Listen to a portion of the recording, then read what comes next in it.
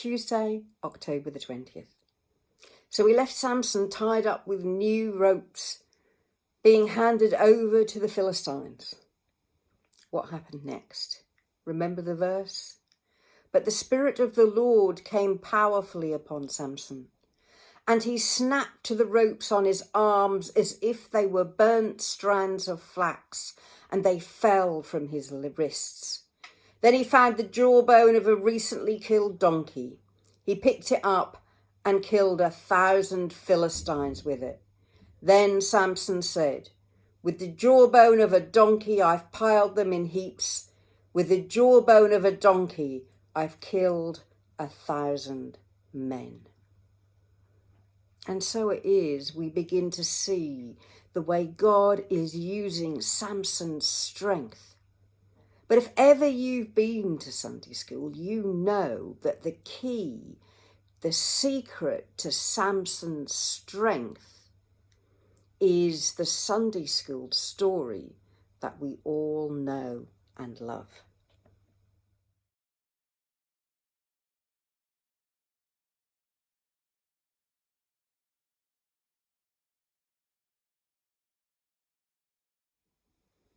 In the next chapter, we come across Delilah, and we're told that Samson has fallen in love with her. But all is not as it seems, because the Philistines have gone to Delilah and they've promised her that each of them will pay her 1,100 pieces of silver if she discovers the secret to Samson's strength. And so it is 3 times, just like with his first wife. She pleads and begs and asks him to tell her the truth. And 3 times he gives her some story about how it is his strength can be taken away. And she follows the plan that he gives her. And she says, "Samson, the Philistines are upon you." But each time he breaks free and chases them off. And then on the fourth occasion, she finally says, "Samson, if you loved me."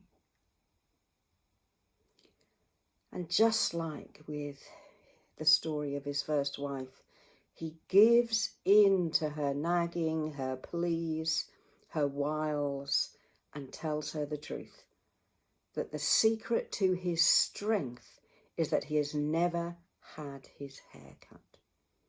So Delilah cuts his hair. And she says, as she has before, laying a trap, "Samson, the Philistines are upon you." And he awakes and he thinks that he's going to chase them off just as he has before. But no, this time it tells us, when he woke up, he thought, "I will do as before and shake myself free."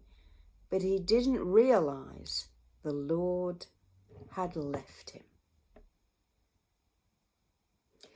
At this point in the story, I fear for humanity, because Samson's the judge and he's learnt nothing. He's still doing everything to get the woman that he loves, whether it's suitable or not. Now, we have to hold this constantly in tension, because we know that God is at work, but God is at work through Samson's failings as much as through his strength. Samson tells the secret, and Delilah betrays him for the 4th time. This time, Samson is taken into captivity. And my thought for the day is this: actually, throughout the whole of Judges, we discover that God is trying to encourage Israel to understand that what he wants is not to be like a human king exerting power over his subjects. He wants a relationship with his people. And so it is that When they fall away from him, he gives them time to learn. And then when they cry out to them, he gives them a judge, and he shows them how a relationship with him will gain them all that they desire. But time and time and time again, they fail. And Samson, even more so, he wants human relationships. He wants lustful and love relationships, but he has no judgment, no common sense. And the women in his life betray him again and again. And before we come to the end of the story, my thought for today is this. In these times, relationships have come to the fore. Relationships with people we can't see, relationships within the church that are beginning to fracture all around the country because people simply cannot be together. And we are all discovering how deep our faith relationship is and how much we are loyal to church and fellowship, but are we as loyal to God and faith? And when we can't meet together, are we discovering that our faith is thinner, more fragile than we thought it would be? Or have we discovered that the relationship we have with God is all that we need it to be and is vital to our well-being and our mental health? So I'd like you to spend some time thinking about your human relationships.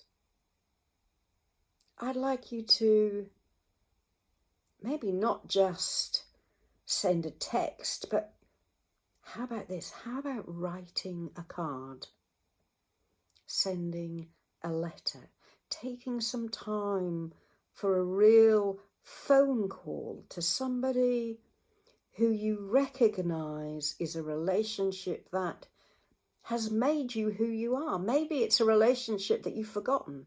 Maybe it's a relationship that you haven't kept up as well as you should. Make an effort to reconnect, to tell someone how much they meant to you, even in the past. Who knows how God might use your reconnection. And also take some moments, as I've said many times over this period, to reconnect with God too.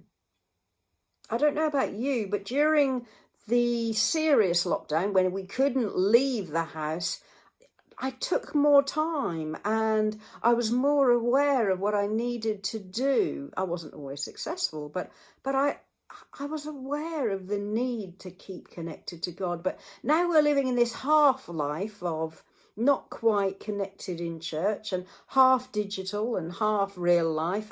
And people in church are hard to really engage with. What about God?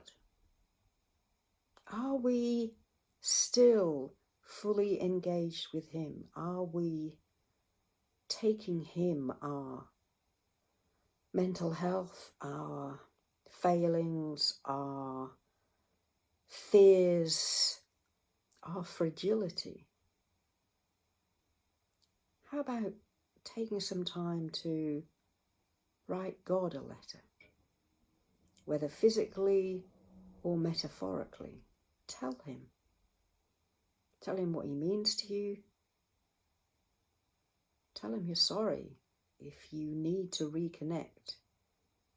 And then do it.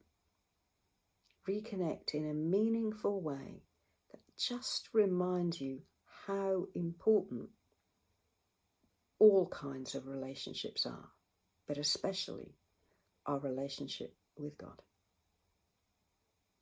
So while we're about it, I want to say thank you.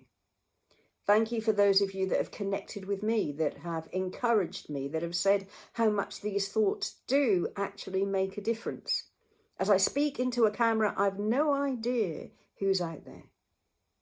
But I pray that there is a connection. And thank you for your encouragement. I'll see you tomorrow. Bye.